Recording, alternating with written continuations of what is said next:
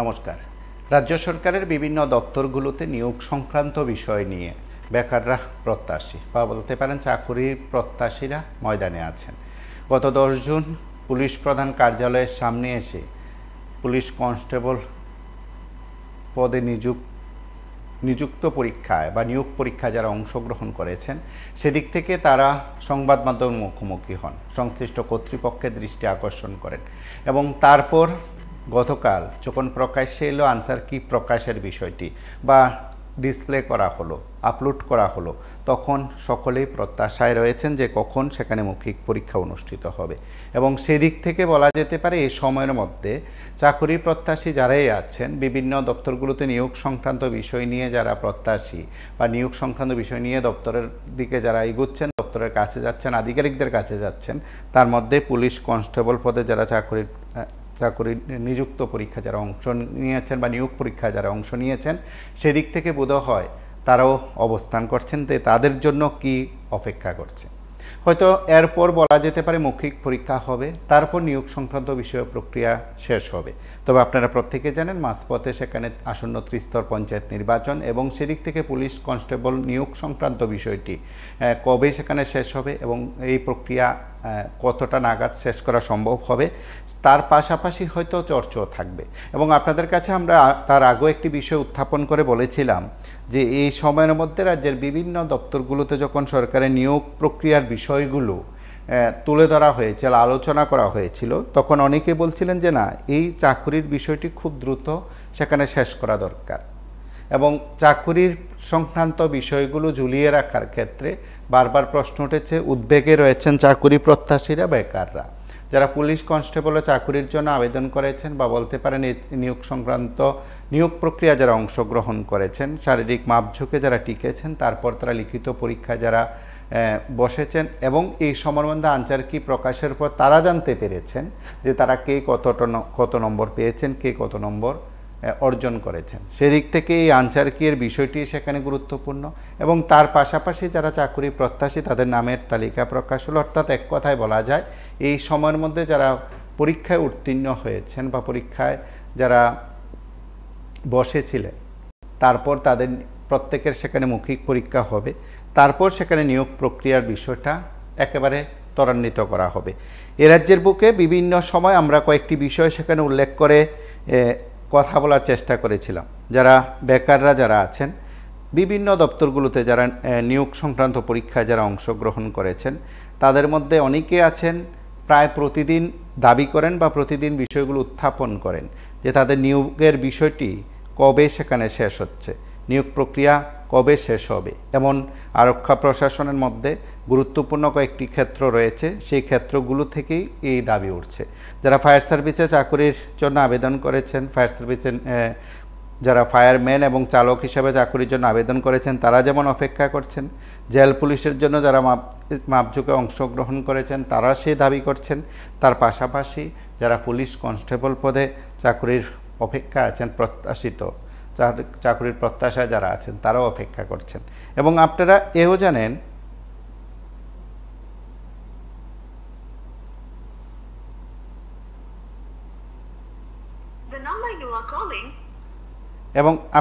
জানেন যে এই সময়ের মধ্যে এই বিষয়গুলো খুব চর্চার মধ্যে ছিল। একাধিক জায়গায় তারা জড়ো হয়েছেন, সংবাদ মাধ্যমের মুখোমুখি হয়েছেন, কথা বলেছেন, কেউ বিষয়গুলো উত্থাপন করার চেষ্টা করেছেন। তার পাশাপাশি এও বলেছেন যে এই সময়ের মধ্যে সরকার যদি চেষ্টা করে অন্তত তাদের নিয়োগের বিষয়টি খুব দ্রুত শেষ করা। এখন কতটা এগুচ্ছে, কতটা পিছিয়ে গেছে, দপ্তরের কি বিষয়, দপ্তর কি বলতে চাইছে সেগুলো নিয়ে হয়তো আলোচনা হবে, সেগুলো নিয়ে ব্যাখ্যা থাকবে। কেউ বলবেন যে না, কথা বলতে হবে, কেউ বলবেন যে না, দপ্তরের কর্তাদের সঙ্গে আলোচনা করতে হবে। কেউ বলছিলেন যে পুলিশ কনস্টেবলের চাকরি প্রত্যাশীরা ময়দানে নামতে সেখানে সংশ্লিষ্ট কর্তৃপক্ষ ভূমিকা নিয়েছেন, সংশ্লিষ্ট কর্তৃপক্ষ বিষয়গুলো উত্থাপন করেছেন এবং বলা যেতে পারে আনসার কি প্রকাশের পর এই চাকরি প্রত্যাশীরা খুব আশায় আছেন, খুব দ্রুত তাদের প্রক্রিয়া শেষ করা হবে। নমস্কার, কে বলছেন? হ্যালো। হ্যাঁ বলুন স্যার, আমি একজন ত্রিপুরা পুলিশ কনস্টেবলের ক্যান্ডিডেট বলছি। আপনাদেরকে প্রথমে ধন্যবাদ জানাই স্যার, এতদিন আমাদের বেকারদের নিয়ে প্রতিবেদন করার জন্য। যার পরিপ্রেক্ষিতে আমরা দেখতে পেলাম স্যার গতকালকে আমাদের আনসার কি পাবলিশ করা হয়েছে। ফাইনাল, যদিও ফাইনাল আনসার কিনা, তার জন্য আপনাদেরকে অসংখ্য অসংখ্য ধন্যবাদ। আমাদের দাবিগুলো আপনাদের মাধ্যমে আমরা সরকারের কাছে পৌঁছতে পেরেছি। এখন স্যার আমাদের একটাই দাবি থাকবে, আসন্ন দুর্গাপূজার আগে যেন আমাদের পুরো রিক্রুটমেন্টটা সম্পন্ন করা হয় এবং আমাদের হাতে অফার তুলে দেওয়া হয়। আমরা সরকারের প্রতি স্যার পুরো বিশ্বাস আছি, সরকার আমাদের কথা শুনবেন এবং আমাদের দুর্গাপূজার আগে আমাদের কাছে হাতে হলুদ কাম তুলে দেবেন স্যার। আবারও আপনাদেরকে ধন্যবাদ জানাই। এবং স্যার আমরা একটু অখুশি আছি, অনেক সংবাদপত্রে স্যার আমাদেরকে বিরোধী তকমা দেওয়া হয়েছে স্যার। আমরা তাদের বিরোধীরা চক্রান্ত করে স্যার এমনও লেখা হয়েছে আমরা তাদের সাথে মিলে সরকারকে বদনাম করার চেষ্টা করেছি, এমন বিভিন্নতা। এটাই আমরা একটু অখুশি আছি এবং আমরা দুঃখিত স্যার, আমাদেরকে নিয়ে এমন সংবাদ প্রতিবেদন করা হয়েছে। আমরা অসংখ্য ধন্যবাদ জানাবো স্যার আপনাদেরকে, আপনারা আমাদের পাশে আছেন, জেল পুলিশেরও পাশে আছেন, সবসময় বেকারদের নিয়ে আপনারা কথা বলেন, এর জন্য আপনাদেরকে অসংখ্য অসংখ্য ধন্যবাদ। এবং আমাদের দাবিগুলো স্যার আগামীতেও যেন আপনারা তুলে ধরেন সরকারের কাছে এবং আমাদের কথাগুলো যেন আমরা সরকারের কাছে পৌঁছতে পারি আপনাদের মাধ্যমে, তার জন্য অসংখ্য অসংখ্য ধন্যবাদ জানাই স্যার আপনাকে। নমস্কার, কে বলছেন? হ্যালো,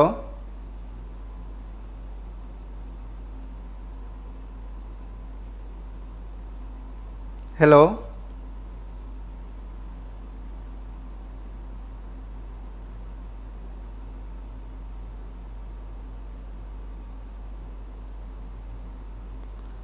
নমস্কার, কে বলছেন?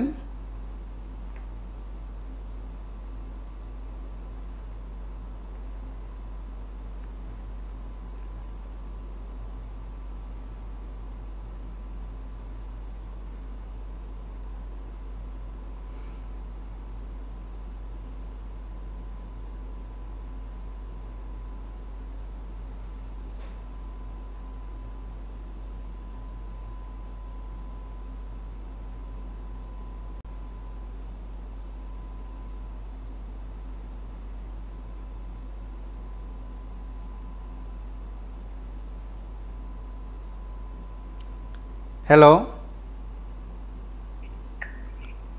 হ্যালো, হ্যাঁ বলুন। নমস্কার বাবা। হ্যাঁ বলুন। বলছিলাম সরকার তো সবারই কিছু না কিছু উন্নতি করছে, কিন্তু আমরা তো কাজের হারে কোনো উন্নতি দেখছি না। কারণ কি, আপনাকে আমি কয়েকটা কথা বলি যে সবারই জন্য তো আপনারা কিছু না কিছু টপিক ধরেন, তুলেন বা কথাবার্তা বলেন, ঠিক আছে, কিন্তু আমাদের ব্যাপারে কেউ কোনো কথা বলতে শুনিও না, দেখিও না। দেখেন যে ডিডব্লিউএস কর্মীর মধ্যে যারা পামো ভোটার, তারা এই গরমের মধ্যে ডিউটি করছে, একটা স্ট্যান্ড ফ্যানও নাই, সিলিং ফ্যানও নাই। আর কিছু কিছু অবশ্যই দেখি যে স্টাফ অনুযায়ী একটা সিলিং ফ্যানও আছে, একটা স্ট্যান্ড ফ্যানও আছে, এক ব্যক্তি দুইটা করে ফ্যান, স্ট্যান্ড ফ্যানও আছে, সিলিং ফ্যানও আছে। ওদের মাসের মধ্যে 20 দিন ডিউটি করে, ওদের জন্য এত ফেসিলিটি। আর যারা 365 দিন ডিউটি করে, ওদের জন্য সরকারের তো কোনো ফেসিলিটি দেখি না। গরমের সময় বিভিন্ন অফিস স্কুল বন্ধ, কিন্তু তারা তো 365 গরম হোক বর্ষা হোক 365 দিন ডিউটি করে। তারা দেখি যে কাজ করে ঠিকই, কিন্তু বঞ্চনার দিক দিয়ে ওরা শেষ নাই। কারণ কিটা ফেসিলিটি বলতে তো কিছু নাই, যে অফিসে লোক নাই, ফ্যান আছে একটা দুইটা, অনেক সময় অফিসের লোক আছে, দুইটা ফ্যান চলে, মাথার উপরে একটা স্ট্যান্ড ফ্যান। আর তারা একটা ডেলি কাজ করে, তার জন্য কি একটাকে ফ্যান কি সরকার দিতে পারে না? সরকারে কোটি কোটি টাকা মাননীয় প্রধানমন্ত্রী জল জীবন মিশনের মাধ্যমে ত্রিপুরাতে কোটি কোটি টাকা খরচ করছে। একটা স্ট্যান্ড ফ্যান বা বিভিন্ন ফেসিলিটি বেতন হয়েছে 7,000 টাকা, কাজ করে ডেইলি। ওদের সম্বন্ধে তো কোনো বাইরে সাংবাদিকেরা কোনো কিছু বলতে আমি দেখি না। আমার মনে হয় তারা দিনকে দিন কাজে করে যাবে, ওটা উন্নতি হবে কি না ভগবান স্যার কে বলতে পারে না। কারণ কি, জলের অপর নাম জীবন। সবাই বলে একদিন সমস্যার কারণে জল না পেলে সবাই দেখা এখানে জল নাই, রাস্তা বহু, তারা তো পরিষেবা দিয়ে যাচ্ছে দিনকে দিন, কিছু কষ্টের দিন। তারা ব্যাপারে কোনো কিছু উন্নতি হবে নাকি না হবে, কোনো উন্নতির ক্ষেত্রে তাদের ব্যাপারে বলতে কাউকে দেখি না। দেখেন যে সরকার রেগুলার কর্মচারীদেরকে 3 বার দিয়ে দিয়েছে 5-6 বছরের মধ্যে। ওদের জন্য কি করেছে? ওদের জন্য একবার করেছে, তাও 10,000 টাকার উপরে বেতন নেই। যারা পর্যায়ে 60,000 টাকার উপরে বেতন পায় তবুও তারা ঠিক মতন কাজ করে না। আর 10,000 টাকা নিচে বেতন পেয়ে ওরা সরকারের জন্য কাজ করে, মানুষকে পরিষেবা দেয়। বিভিন্ন অনেকের ঘরও ঠিক মতন নেই, যে জল পরে, অনেক পাম্প মেশিনে ঘর দেখবেন ঠিক মতন মেরামত নেই। গরমের মধ্যে, বৃষ্টির মধ্যে ভিজে গরমের মধ্যে ওরা ডিউটি করে, কিন্তু ওদের কোনো ফেসিলিটি মানে ওদের বঞ্চনা ছাড়া কোনো কিছুই দেখি না। আর যারা কাজ কম করে তারা ফেসিলিটি বেশি। আমি বলছি যে আপনাদের মাধ্যমে সরকারকে একটু দৃষ্টি আকর্ষণ করবেন যে তারার প্রতি যেমন একটু উন্নতি হয়। তারা জল জীবন মিশনের মাধ্যমে মানুষের জল অপর্ণাম জীবন মানুষকে পরিষেবা দিয়ে উন্নতি করে, তারার যেমন উন্নতি দরকার, এটা আপনার সরকারকে তুলে ধরবেন।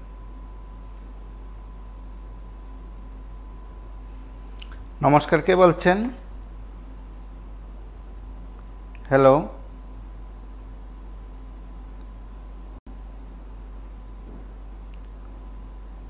নমস্কার, কে বলছেন?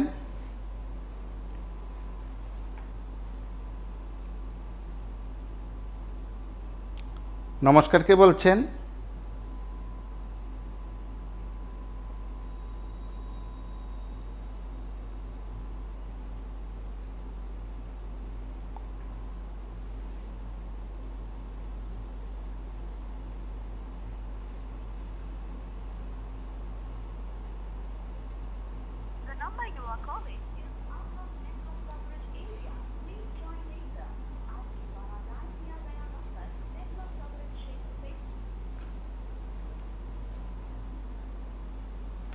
নমস্কার, কে বলছেন?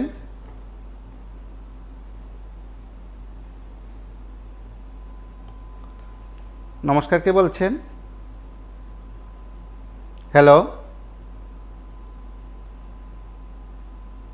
হ্যালো,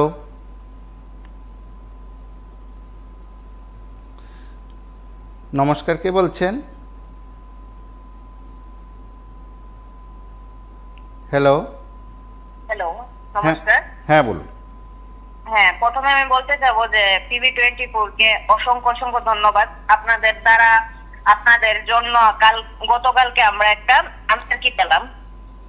সত এটা টেম্পোরারি, পার্মানেন্টটা আমরা পেয়ে যাবো কিছুদিনের মধ্যে, 8 তারিখের পরে হয়তো বা সম্ভবত। কিন্তু স্যার আমরা একটা জিনিসই চাই, আমাদের সম্পূর্ণ প্রসেসটা কমপ্লিট করা হোক দুর্গাপূজার আগে।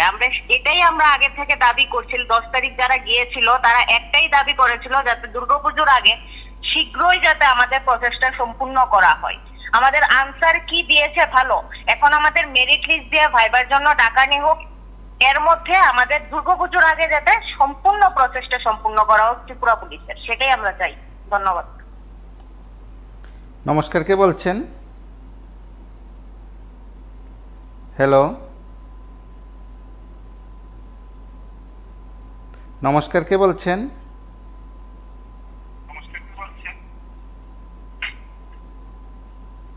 হ্যালো, হ্যাঁ হ্যালো, কুমারকে বলছিলাম। হ্যাঁ বলুন।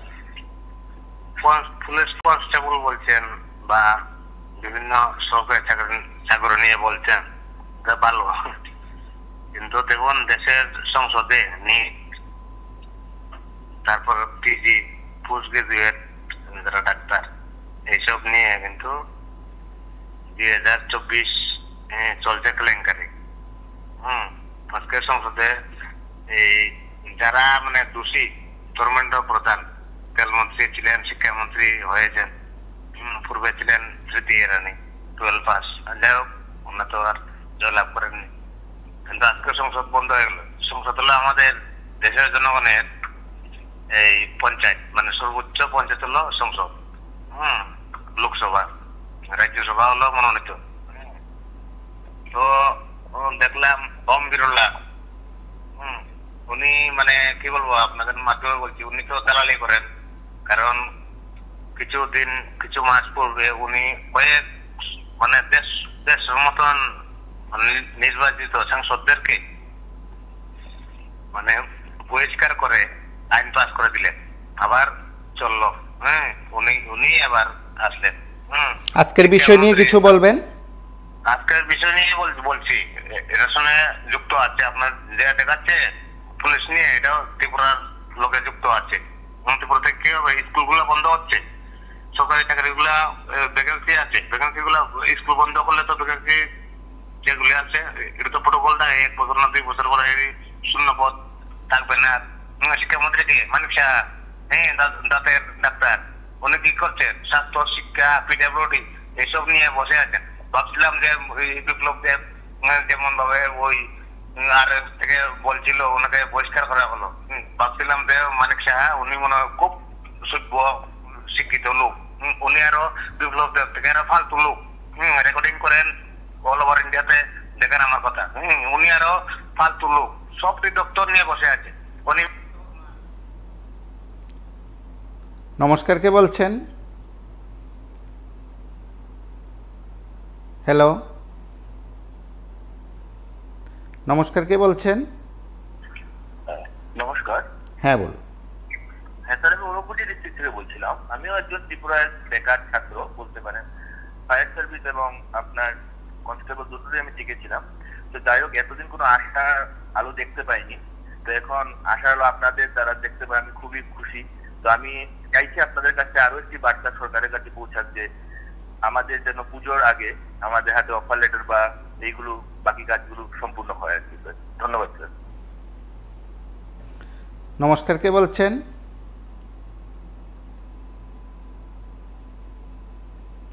হ্যালো,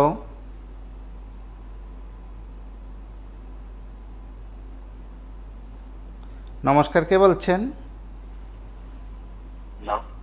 হ্যাঁ বলুন। হ্যাঁ নমস্কার দাদা, মোবাইলে দিয়ে এটা আজকে টপিকটা পাচ্ছি না, এই জন্য ফোন করেছি। আমরা বলেছি পুলিশ কনস্টেবল নিয়োগের ক্ষেত্রে আরও এক ধাপ এগিয়ে গেল সরকার, কারণ গতকালই আনসার কি প্রকাশ করা হয়েছিল তাদের নিয়োগ সংক্রান্ত যে পরীক্ষা হয়েছিল সেই পরীক্ষার। হ্যাঁ আবার বলুন। এবং আপনারা প্রত্যেকেই জানেন, যারা বিভিন্ন দপ্তরগুলোতে চাকরির জন্য আবেদন করেছেন বা পরীক্ষায় অংশগ্রহণ করেছেন, তারা বরাবরই সরকারের কাছে আবেদন করছেন, এবং সরকারের কাছে আবেদন মানে তারা সংবাদ মাধ্যমের মুখোমুখি হচ্ছেন, সংবাদ মাধ্যমের দ্বারস্থ হচ্ছেন, তারপর তারা তাদের প্রতিক্রিয়া ব্যক্ত করেছেন। এই সময়ের মধ্যে গুরুত্বপূর্ণ বেশ কয়েকটি দপ্তরে চাকরির বিষয়ে কেউ বলছিলেন বা সূত্র দাবি করেছে, যদিও কয়েকটি ক্ষেত্রে আরও এক ধাপ এগিয়ে গেছে সরকার। সেদিক থেকে গ্রুপ ডি রয়েছে, জেআরবিটির গ্রুপ ডি রয়েছে, এবং আরও কয়েকটি দপ্তরে চাকরি রয়েছে, এবং টিপিএসসির ক্ষেত্রে যে প্রক্রিয়া, সর্বশেষ যে প্রক্রিয়া সেটাও সম্পন্ন হয়েছে। এখন অফার ছাড়া বা এই কাজটাই শুধু বাকি রয়েছে। সে ধারণা করা হচ্ছে বা আশা করা যাচ্ছে যে ত্রিস্তর পঞ্চায়েত নির্বাচনের পর হয়তো গ্রুপ ডি চাকরি সেখানে দেওয়া হবে। বেকারদের কাছে হয়তো তা নিয়ে বলা যায় উদ্বেগ প্রকাশ করার মতন পরিস্থিতি, কারণ কখন চাকরি প্রক্রিয়া সম্পন্ন করা হবে তা নিয়ে তারা আলোচনা করেন।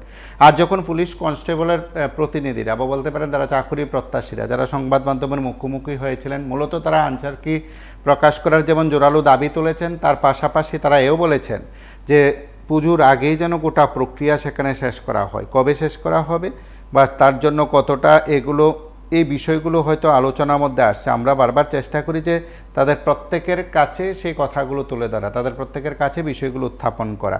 এবং আপনারা অনেকেই জানেন যে যারা চাকরির জন্য আবেদন করেছেন বা নিয়োগ সংক্রান্ত ইন্টারভিউতে অংশগ্রহণ করেছেন, তারা বিভিন্ন সময় দপ্তর কর্তাদের কাছে গেছেন।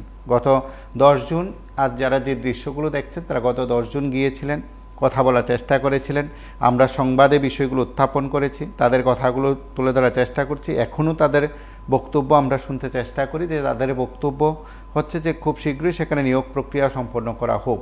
কেউ বলছিলেন যে কখনো কখনো এই নিয়োগ প্রক্রিয়া এতটাই সেখানে দেরি করা হয়, তাতে এ রাজ্যের বেকাররা চরম হতাশায় থাকেন।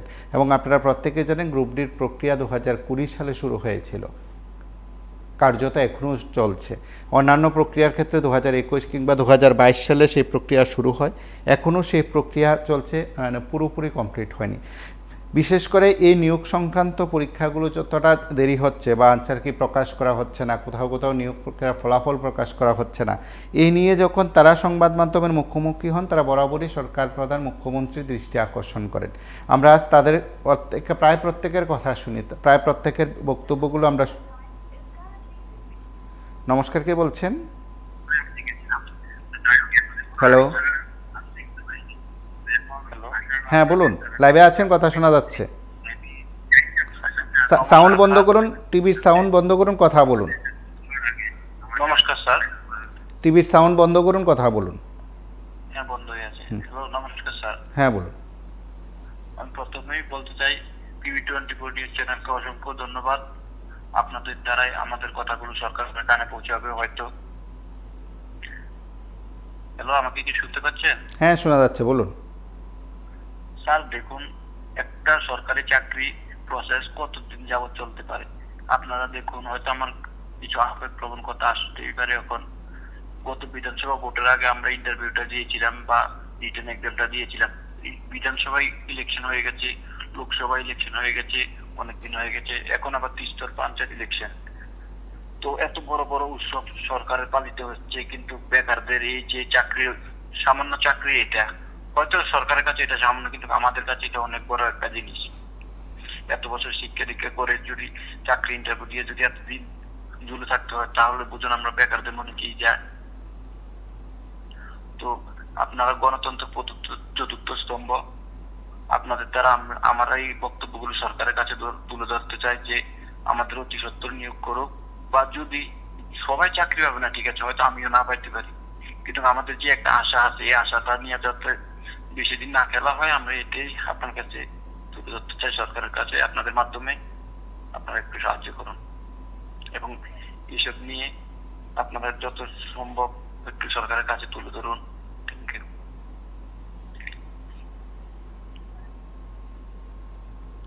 নমস্কার, কে বলছেন?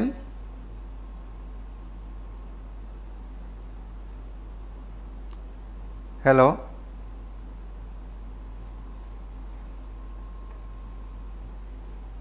নমস্কার, কে বলছেন? থেকে বলছি। হ্যাঁ বলুন।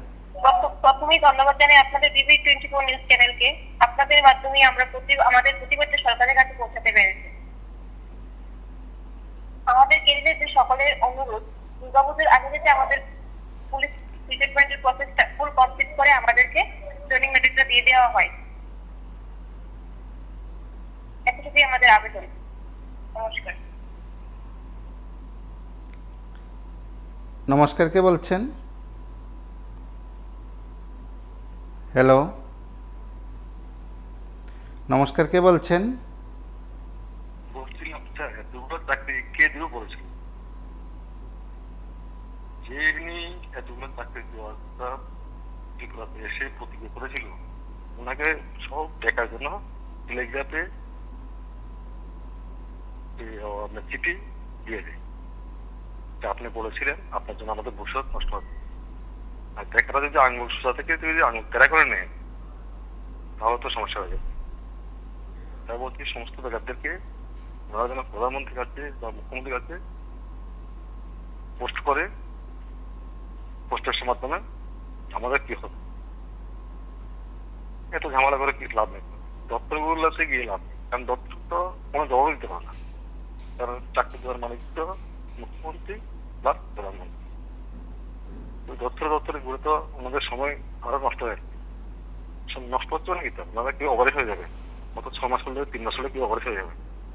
এটা একটা কেন্দ্রে বলছি যত তাড়াতাড়ি সম্ভব যেন টেলিগ্রাফের মাধ্যমে এটি পোস্ট করা হবে, বড় একটা মিডিয়া করে সমস্ত বেকাররা যেন চিঠিগুলো পোস্ট করে প্রধানমন্ত্রীর উদ্দেশ্যে বা বিরোধী দল নেতাদের উদ্দেশ্যে, তখন দেখুক না কি হবে। নমস্কার, কে বলছেন?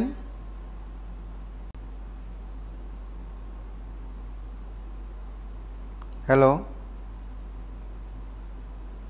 নমস্কার, আগরতলা থেকে বলছি। হ্যাঁ, দেখুন, আজকে দেখলাম আমাদের রাজ্যের মুখ্যমন্ত্রী প্রধানমন্ত্রীর সঙ্গে বসে আলোচনা করছেন। খুব একটা উন্নত মানের ঘরের ভিতরে বসে। আমার মনে হয় ত্রিপুরা রাজ্যের বিভিন্ন সমস্যা সম্বন্ধে আলোচনা করবেন, বেকার সমস্যা সম্বন্ধেও আলোচনা করবেন। হয় তো কিছুদিনের মধ্যে একটা উদ্যোগও নিতে পারে, আমার ব্যক্তিগত ধারণা। আর নতুবা প্রধানমন্ত্রী এই বুদ্ধিও দিতে পারেন, ঘোরাও কিছুদিন পরে হবে, পঞ্চায়েত ইলেকশনের পরে হবে, এডিসি ইলেকশনের পরে হবে, ঘুরাইতে থাকো, এই বুদ্ধিও দিতে পারে। কারণ প্রধানমন্ত্রী আমরা যত সরল সহজ মানুষ মনে করি, উনি এই ধরনের সহজ সরল মানুষ না। কারণ যদি এরকমই হতো, উনি অন্তত একটা খবর নিতেন যে আমি যে বলে গেছি জাহাজ দিয়ে ঘুমোতে দিয়ে নৌকা পর্যন্ত আসেনি, এই খবরটা উনি অন্তত নেওয়া উচিত ছিল। কাজেই আশা করতেই পারে, মানুষ আশা করতেই পারে হয়ে যাবে প্রধানমন্ত্রী মুখ্যমন্ত্রী সরাসরি আলোচনা। কত সুন্দর ছবি দেখলাম। বাকিটা ওদের ভিতরে আসলে ভালো উদ্দেশ্য না খারাপ উদ্দেশ্য প্রকাশ পাবে কিছুদিন পরেই। এটাই আমার বক্তব্য। নমস্কার।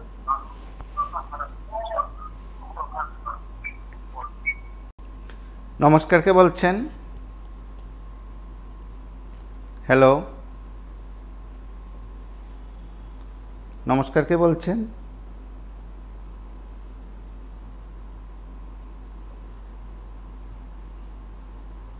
হ্যালো,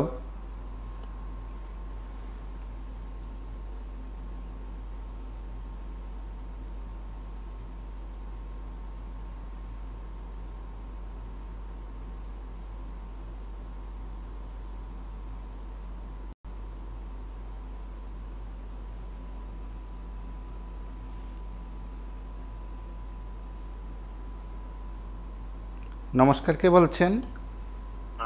বলছিলাম আরো এক ধাপ এগিয়ে পুলিশ কনস্টেবল। আসলে তো ত্রিপুরা রাজ্যে যে অবস্থা চলছে, যে সমস্ত ডিপার্টমেন্টের পোলাপানরা তো আন্দোলন করছে, যারা চাকরির জন্য প্রত্যাশী, কিন্তু করে কি লাভ হচ্ছে? তা ওদের তো কোনো লাভ হচ্ছে না। আসলে ওরাও মন মানে না কতক্ষণ চাকরিটা পাবেন, কিন্তু চাকরি তো আর সরকার তো এটা বুঝে না যে তারা একটা চাকরি একটা কবি ইন্টারভিউ দিতে তাদের চাকরিটা দেওয়ার দরকার। সরকার তো এই মানসিকতা নাই। এই সরকারের মানসিকতাটাই অন্যরকম। এই সরকারের এখন দেখলাম যে আপনাদের চ্যানেলে দেখালেন গতকালকে না এর আগের দিন দেখলাম বিশালগড়ের ফটো দেখাচ্ছেন যে তারা একই দলের মধ্যে দুইটা দল হয়েছে, বিজেপির মধ্যে দুইটা দল। মানে গোটালা শুধু কন্ট্রাক্টরের ব্যাপার নিয়ে তার থেকে একটা বেশি খাইব। এক কন্ট্রাক্টরে কাগজ জমা দিচ্ছে টেন্ডারের জন্য, আরেক কন্ট্রাক্টরে আরেক দল বললো যে কেন কাগজ জমা দিল, মানে টেন্ডারের জন্য কাগজ জমা দিতে তাদের বিজেপির মধ্যে কোনো এক দল, কিন্তু আরেক দল বলছে তোমরা আমাদেরকে না জিজ্ঞেস করে কেন তোমরা এই কাগজ জমা দিত, এটা দিতে পারবে না, এটা আমাদের এই সমর্থক, তারা হয়তো মস্তান পার্টি। তাহলে এই দলের মধ্যে কি আশা করা যায়? দেখেন, কন্ট্রাক্টরি কাজ করবে যে দল ভালোভাবে টেন্ডার দিবে সে দলই পাবে নিয়ম, কিন্তু দেখা গেলে টেন্ডারই জমা দিতে পারবে না, এমন রাজত্ব তাদের। মানে দেশের যে রাজ্যের টাকাগুলি কিভাবে লুট করে খাবে এই সরকারের যে স্বাস্থ্যরা যারা কর্মী এবং সমস্ত নেতা কর্মীরা শুধু এই ঠান্ডাই আছে কিভাবে টাকা পয়সা লুটে ফুটে খাবে। তারা কিন্তু জনসাধারণের কাজের জন্য আসেনি। তার জন্য আমি বলবো ত্রিপুরা রাজ্যের যত চাকরি প্রত্যাশিত লোকেরা এবং আম জনতা সবারই যারা আশা আছে, ওরা কিন্তু একমাত্র ধর্ণা দিতে পারে কৃষকের বাড়ি গিয়ে পদ্মুৎ কৃষককে ঘেরাও করা হয়। এই সমস্ত জন্য দায়ী কিন্তু পদ্মুৎ কৃষক ত্রিপুরার এই ধরনের হালচালের জন্য দায়ী কিন্তু এই ত্রিপুরা মাতার পদ্মুৎ কৃষকদের কর্মা। ওর কারণে ত্রিপুরাটা এরকম অবস্থা হয়েছে। আর এই বিজেপি সরকার থেকে ভালো কিছু আর আশা করা যাবে না ত্রিপুরা রাজ্যের। এখন সমস্ত আন্দোলন কিন্তু পদ্মুৎ কৃষকের বাড়ি পদ্মুৎ কৃষককে ঘেরাও করা উচিত, এইটুকুই বলার।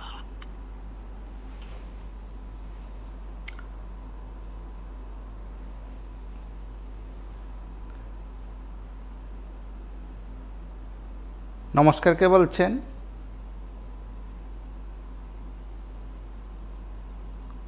হ্যালো, নমস্কার, কে বলছেন?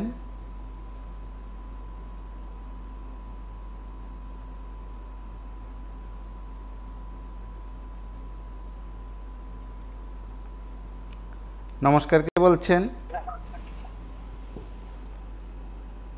হ্যালো। হ্যালো, নমস্কার, আমি সামরিক যাত্রীরা বলছি। হ্যাঁ বলুন। পুলিশ কনস্টেবল আরো এক ধাপ এগিয়ে সরকার।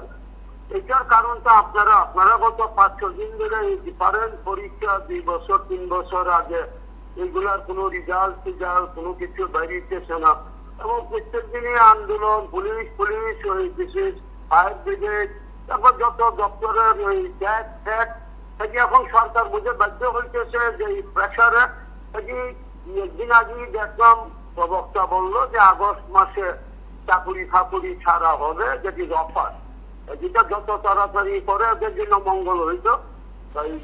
এইটার জন্য যদি সরকার মানে এইটা করতে রাজি হয়, বিশেষ P24 আপনি গত 5-6 দিন ধরে এগুলো দেখাইতেছেন, টনক চলছে নাও দিন দিল্লি, নিশ্চয়ই এখান থেকে যা স্যাংশন যা আছে টাকা পয়সা হাজার চাকরি, মাস্টার ফাস্টার স্কুলগুলোরে চিল্লা দিতেছে, এদেরকে কই যোগাইব? খুব ভালো, সাবধানে থাকবেন, টেক কেয়ার।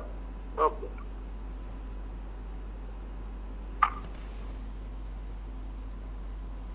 নমস্কার, কে বলছেন? হ্যালো। হ্যালো। হ্যাঁ বলুন। নমস্কার স্যার। হ্যাঁ বলুন। তো আমি ত্রিপুরা পুলিশের মানে কনস্টেবলের একজন ক্যান্ডিডেট, ঠিক আছে স্যার। আমরা অনেকদিন ধরে মানে বুঝছি যে আমারটা কোন সময় ছাড়বে, কোন সময় কি হবে, প্রসেসিং হবে।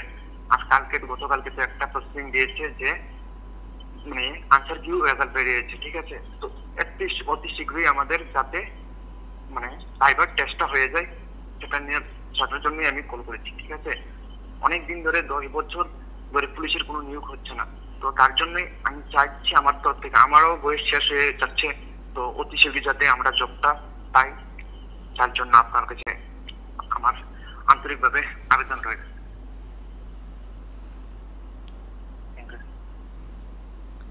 নমস্কার, কে বলছেন?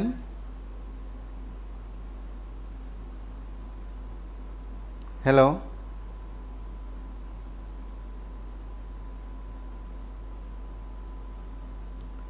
নমস্কার, কে বলছেন?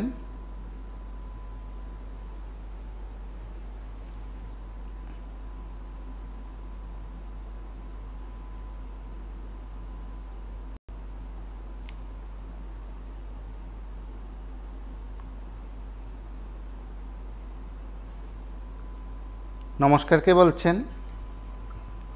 নমস্কার, আমি বিলোনিয়া থেকে বলছি। হ্যাঁ বলুন। সাউথ ত্রিপুরা। বলুন। প্রথমত টিভি নিউজকে অসংখ্য ধন্যবাদ জানাই আমাদের ব্যাপারটা নিয়ে কিছু কথা বলার জন্য। বলছিলাম স্যার, আমরা তো ইন্টারভিউ দিয়েছি প্রায় 2-2.5 বছর হয়ে গেছে, কিন্তু এখনো কোনো নিয়োগের কোনো ধরতে পারেন যে অর্ধেকটা হয়েছে। তো সবার তো বয়স চলে যাচ্ছে না স্যার। আমি 2017 গেছিলাম, পুলিশ নিয়ে গেছিল, তখন ওটা ক্যান্সেল হয়ে গেছে। সিজিএম গভর্নমেন্ট ছিল তখন, বিজেপি আসার পরে অফারগুলি আর দেন। তো এখন আবার নতুন করে জাস্ট অনেক কষ্ট করে টিকলাম, কিন্তু এখনো স্যার 2-3 বছর ধরে ওয়েট করতে হচ্ছে, জানি না আরো কতদিন ওয়েট করতে হবে। তো স্যার, মাননীয় মুখ্যমন্ত্রীর কাছে আমার এটাই আবেদন থাকবে যে অতি শীঘ্রই যেন আমাদের ত্রিপুরা পুলিশের প্রসেসটা কমপ্লিট করা হয়, তাহলে অনেক খুশি হবো স্যার। আমরা আর কতদিন ওয়েট করবো স্যার? ওয়েট করতে করতে তো ধৈর্যের একটা তো সীমা থাকে না স্যার, এই সীমাটা তো পেরিয়ে যাচ্ছে। এটাই আপনার স্যার আমাদের সিএম স্যার। এটা নমস্কার, কে বলছেন? হ্যালো।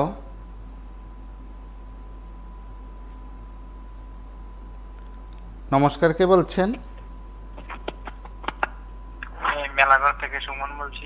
হ্যাঁ বলুন। আমাদের যে আনসার কিটা দিছে স্যার,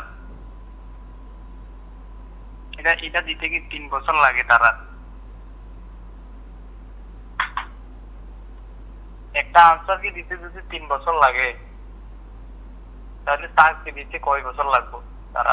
তারা জানেনি। তারা যদি চাকরিটা দেয়, তার কোনো সমস্যা আছে কি? তারা আমরা লইয়া এরকম ফাইজলামি করতেছে কি? আমি তো এটাই বুঝি না। কোন নিয়োগ নাই, 10 বছর ধরে ত্রিপুরা পুলিশে কোনো নিয়োগ নাই, তারা কোনো হেলদোল নাই। 10 বছর পরে পরে একবার দিব, ইন্টারভিউ লইব, 3-4 বছর ধরে রাখবো, তারপরে আবার ক্যান্সেল করে দিব। তারা এটি কোনো কাজ করে না, কিটা করে? আন্দোলন করার লাগে চাকরির লেগে, আন্দোলন করলে কিছু একটা ছাড়ে, নাইলে আবার বন্ধ করে রাখে। এটা কি ত্রিপুরার হাল? এই বেহাল অবস্থা, এটা কি লিগে? এটাই মনে করো। শুনতে পাচ্ছেন আপনি? শোনা যাচ্ছে, প্রত্যেকে আপনার বক্তব্য শুনছেন। এগুলো কেন করছে সরকার আমাদের সাথে? এগুলো কোনো দরকার আছে? আমাদের এত হয়রানি, রাত্রে বেলা আমাদের ঘুম হয় না, বয়সটা পুরো শেষ হয়ে গেছে, আর কোনোদিন ত্রিপুরাতে ইন্টারভিউ দিতে পারবো না। তারা তো বসে বসে বেতন পাচ্ছে, সরকারি টাকা, গাড়ি নিয়ে ঘুরছে রাস্তাঘাটে, বা কি আরাম।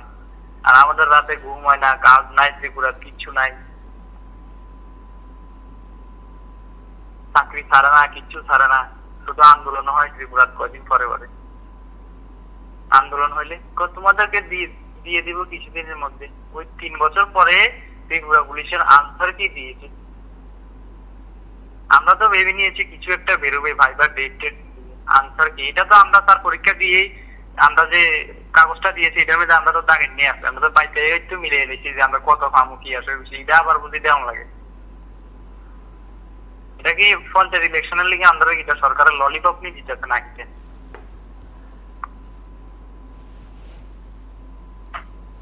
আমি এটাই চাই যে অতি তাড়াতাড়ি শীঘ্রই পূজার আগে যাতে আমাদের ত্রিপুরা পুলিশ পারে, যদি না পারে আমরা আরো অনেক বড় ধরনের আন্দোলন করুন ত্রিপুরাতে।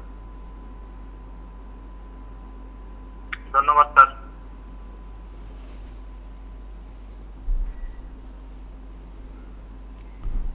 নমস্কার, কে বলছেন?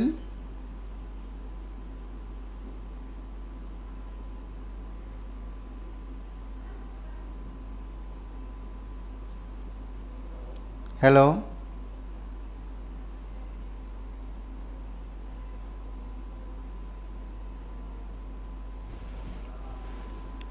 নমস্কার, কে বলছেন?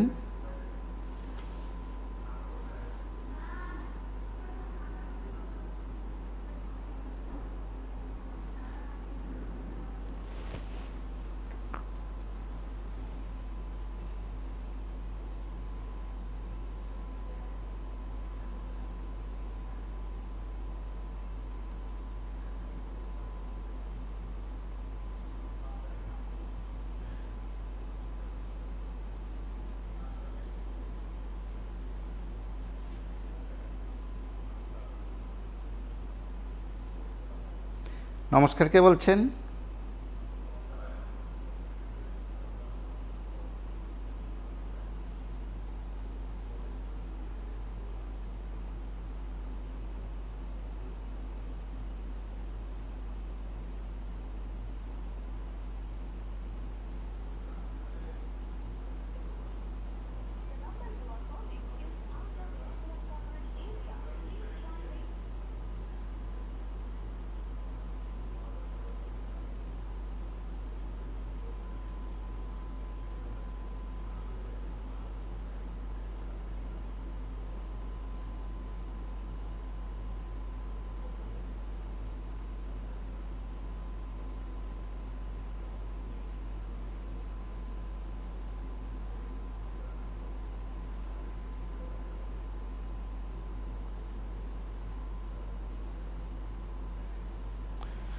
নমস্কার, কে বলছেন?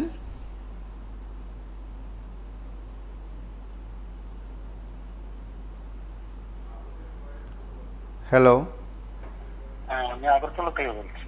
হ্যাঁ বলুন। আজকের বিষয়টা হচ্ছে পুলিশ কনস্টেবল, কি বলে এটাকে, পুলিশ কনস্টেবল ও এক ধাপ এগিয়ে সরকার, কি চাকরি দেওয়ার ক্ষেত্রে এগিয়ে না দেওয়ার ক্ষেত্রে, এটা বলতে চাই। আর আরেকটা বিষয় বলতে চাই আপনাদের মাধ্যমে, যে বিধানসভাতে যেগুলো চাকরি হয়েছিল এই তো দেয়নি, অলরেডি হয়ে গেছে। এখন আমরা শুনতে পাচ্ছি আউটসোর্সিং এর তরফ থেকে তারা লোক নিয়োগ করছে। এক একটা লোকের বেতন হবে পাক, আমিও চাই পাক, বেকাররা পাক, চাকরি পাক, 11,200 টাকা করে আউটসোর্সিং থেকে লোক নিয়োগ করছে বিধানসভাতে। বিধানসভাতে যদি এইভাবে হয়, যে জায়গাতে নিয়ম কানুন তৈরি হয়, এই জায়গাতে যদি এই অবস্থা হয়, বেকারদের অন্য ডিপার্টমেন্টে কিভাবে চাকরি হবে? এটা নিয়ে আমি বলতে চাই বেকাররা একটু এটা নিয়ে কথা বলুক বা আন্দোলনে নামুক। আমি বলতে চাই আপনাদের মাধ্যমে আপনারাও একটু বিধানসভার ব্যাপারটা নিয়ে একটু কথা করুন। নমস্কার। নমস্কার, কে বলছেন?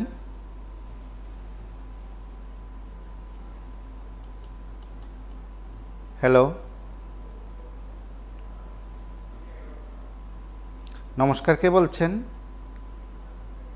বলছিলাম যে ভ্যাকেন্সি খাই নেই বলে একটা পোস্ট দিয়ে দিলে তো হয়, কিন্তু বেকাররা তো পরেশান হচ্ছে। আমরা এখন নিয়োগ করতে পারবো না, আমাদের পোস্ট খালি নেই, কারণ 32 জন লোক আছে, 32 জন লোককে আমাদের সংসার চলবে। এখানে 42 জন নিয়োগ করে আমাদের বাড়তি করতে পারে কিনা হবে, আর প্রশাসন তো ঠিকঠাক সবই চলছে। আর এখানে বাড়তি লোক নিয়োগ করে কোনো লাভ হবে? যখন নিয়োগ করা দরকার হবে তখন তারা ভ্যাকেন্সি লাগিয়ে দেবে যে হ্যাঁ আমাদের এতগুলো পোস্ট খালি আছে, আমরা ভ্যাকেন্সি ফিল আপ করবো। যেহেতু ভ্যাকেন্সি খালি নেই, একটা পোস্ট দিয়ে দিতে হয়, তাহলে তো বেকারদের সমস্যা হবে না। তারা রোজ রোজ বাড়ি থেকে যাবে, আন্দোলন করবে, গাড়ি ভাড়া দিয়ে টাকা নষ্ট করবে, এরকম তো তাদের সাথে খেলা করে দেখান হতো। আমরা নিয়োগ করবো না এখন, আরো 2 বছর পরে বা 27 পরে নিয়োগ করবো। যদি আমরা 500 পার হলাম না, আমরা এখন নিয়োগ করবো। যখন 500 পার হবো তখন নিয়োগ করবো। এরকম একটা বিদ্যুৎ দিয়ে যেতে হয়, তখন মানুষ বুঝবে হ্যাঁ পার হয়নি, নিয়োগ হয়নি, পার হলে নিয়োগ হবে। এরকম একটা অ্যাডভাইস দিয়ে হয় যে সবার সমাধানের সমস্যার সমাধান হয়ে যেত। রোজ রোজ শুধু একটাই বেকার, বেকার সমস্যার সমাধান হচ্ছে না। পোস্টটা তো খালি নেই, কিভাবে নিতে হবে?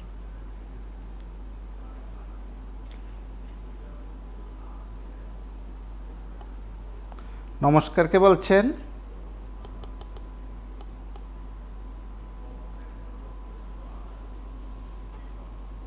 নমস্কার, কে বলছেন?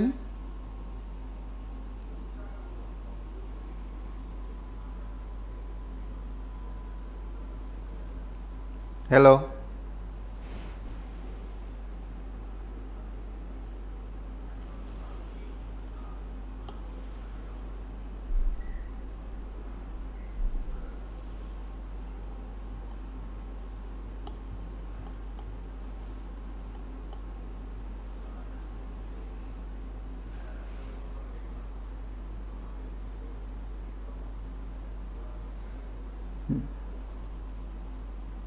নমস্কার, কে বলছেন?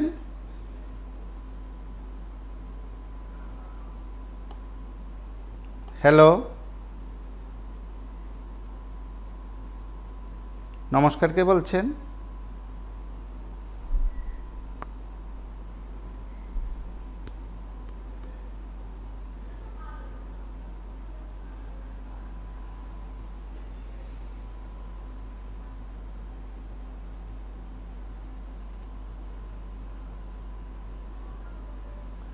নমস্কার, কে বলছেন?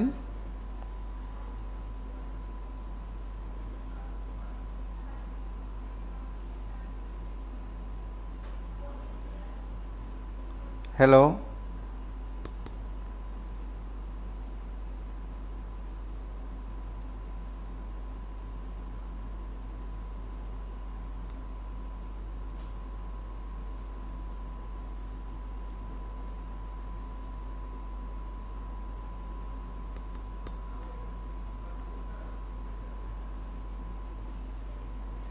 নমস্কার, কে বলছেন?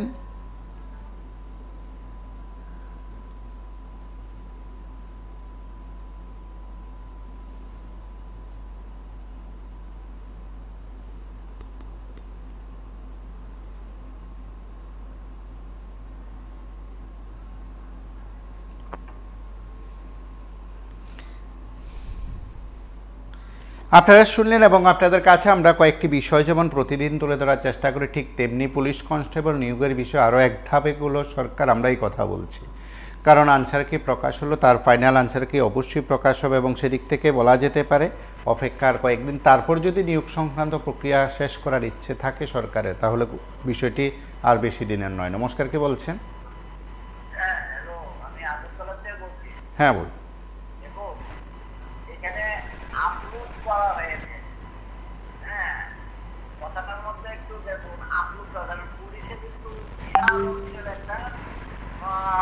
তারা অংশগ্রহণ করেছে, তো সেই জায়গাটা হচ্ছে আপলোড করা হয়েছে, ফল কিন্তু প্রকাশ করা হয়নি। অর্থাৎ এই আপলোড করে পঞ্চায়েতে নির্বাচনটা ওদেরকে আশ্বাস দিয়ে ওদের পরিবারে যদি ৩-৪ জন করে ধরা যায় তাহলে প্রচুর সংখ্যক লোক হয়ে যাবে। তো সেই কারণে আপলোড করা হয়েছে। আপলোড কথাটার অর্থটা তো অনেক বিশাল, হ্যাঁ অনেক বিশাল। সেটা আগামী দিনে কি হবে সেটা বোঝা যাবে, কারণ আমরা এর আগের ইন্টারভিউ গুলি আমরা দেখেছি, সেইগুলো এখনো ঝুলে রয়েছে, 2022 থেকে 21 থেকে এগুলো ঝুলে রয়েছে। আরেকটা জিনিস বলছি, আপনার যে এই যে মহাকরণে যে আপনাদের কাগজে পড়লাম, যারা ড্রাফট জমা দিয়ে ইন্টারভিউর জন্য আবেদন করেছিল, কিন্তু দেখলাম যে এখানে 35 জনের মতন লোক তারা বিভিন্ন মানে বিধায়করা মিলে আউটসোর্সিং এর মাধ্যমে নিয়ে যাবে, তারপরে 6 মাস পরে তাদেরকে রেগুলার ভাবে কিছু কার্যন মূল্যে। তো এই যে জায়গাটা দাঁড়িয়ে মানে যদি এটা ঠিক হয়ে যায় তাহলে তো যারা অ্যাপ্লিকেশন করেছিল, যারা ড্রাফট জমা দিয়ে আবেদন করেছিল, তাদেরকে তো বঞ্চিত করা হলো। তাদেরকে বঞ্চিত করে আউটসোর্সিং এর নামে কাঞ্চন মূল্যে যদি তারা করে বাইক বাহিনী, এই কথাটাও লেখা আছে, বাইক বাহিনী পরিবারের লোকগুলি তারা চাকরি পাবে, আউটসোর্সিং এ চাকরি পাবে মহাকরণে। এটা তো একটা দৃষ্টিগোচর ব্যাপার। কোয়ালিটি তো হবে না, কোয়ালিটি হবে না, কোয়ান্টিটি হবে, কোয়ান্টিটি হবে। তাতে তো মহাকরণের কাজটা কতটুকু অগ্রসর হবে, কিভাবে নেবে, সেটা তো এখন বোধতর হচ্ছে না আমাদের। কারণ আমরা তো কাগজ পড়ি, কাগজ পড়লে পরে বোঝা যায় তার খুঁটিনাটিটা। তো সেই জায়গা দাঁড়িয়ে এখনো আমি ওইটা বলছি যে আপনার এই যে পুলিশের এটা কতটুকু আদৌ কতটুকু কি হবে, এটা কিন্তু একটা প্রশ্নবোধক রয়ে গেল। যদি হয় তো ভালো, আর নাকি আবার ডিসেম্বর পর্যন্ত তারা নিয়ে যাবে, কারণ ডিসেম্বর পর্যন্ত নির্বাচন আছে। তো সেই জায়গায় ডিসেম্বর পর্যন্ত নিয়ে যায় সেটা, এবং হয়তো এই প্রক্রিয়া আরও বেশ কয়েকদিন চলবে, আরও বেশ কয়েক মাসের অপেক্ষা। তার পাশাপাশি যারা উত্তীর্ণ হবেন বা যাদের মৌখিক পরীক্ষা নেওয়া হবে, তারপর ভাগ্যবানদের তালিকা, সেই প্রক্রিয়া কবে শেষ হবে, অপেক্ষা সকলের। আজ এই পর্যন্তই। নমস্কার, শুভরাত্রি।